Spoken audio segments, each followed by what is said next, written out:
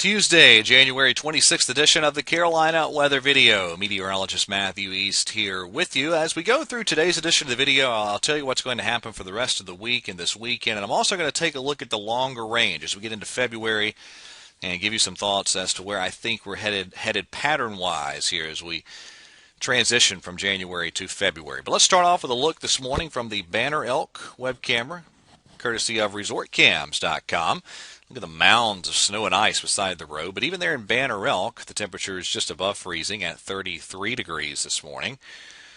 There's your Greensboro Tower camera as we start the day. Now, the PTI Airport officially a little bit above freezing now at 33. But we do have a number of locations away from the larger cities and the Triad, the Triangle, the Charlotte regions that are below freezing. So again this morning, you need to be on the lookout for at least some patchy areas of ice on some of our area roads.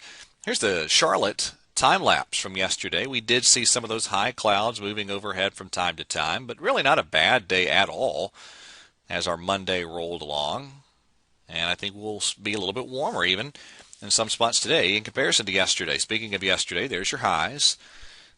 It was the slow warming trend that continued in the Triad area. It was upper 40s and lower 50s out there.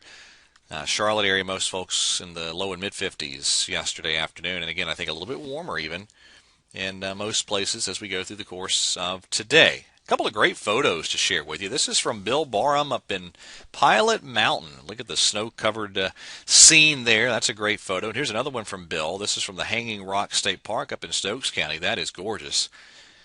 And we always love seeing those photos. All right, there's your temperatures this morning. And again, you get away from the larger observing sites, and that's where you have some temps that are sub-freezing in many instances. So here's the setup today. Cold front approaching from the west.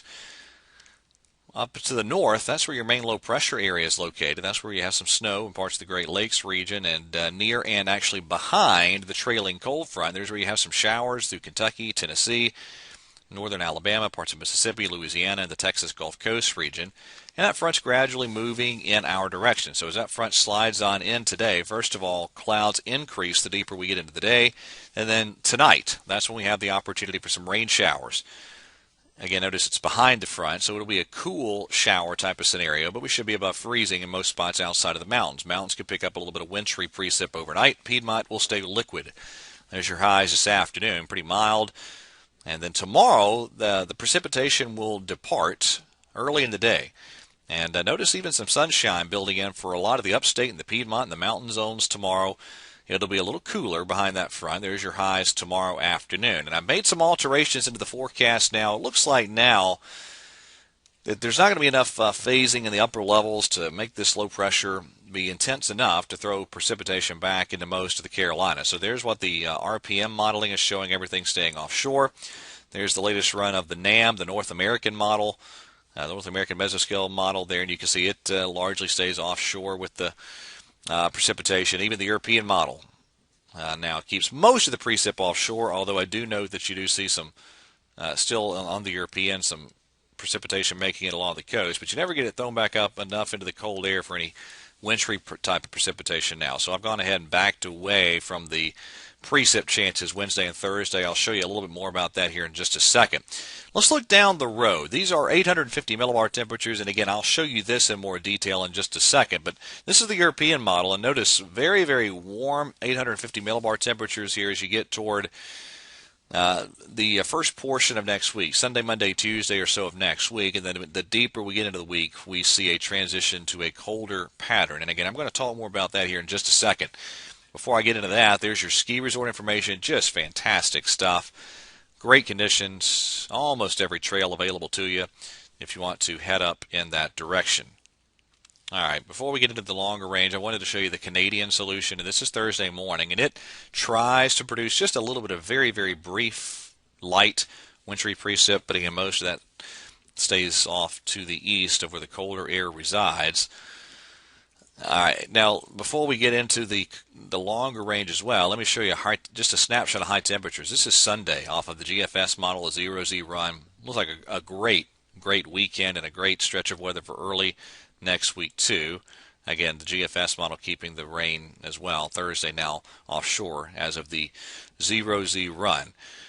All right, let's look down the road, and I'll just really the European and its ensembles, the GFS, as well as the Canadian are in pretty good agreement with this scenario. So let me show you the Canadian ensembles here. All right, so this is out next Saturday, and this is the deviation from normal for the 850 millibar temperatures, the 5,000 foot temperatures, and you see a colder shot of air arriving toward the end of next week, the 5th or 6th of February, and then even further out in time, another shot of colder air around the 9th or the 10th of February. And even the operational GFS is showing this type of scenario. So you get a cold front through here probably Wednesday or so of next week with some showers and maybe thunderstorms.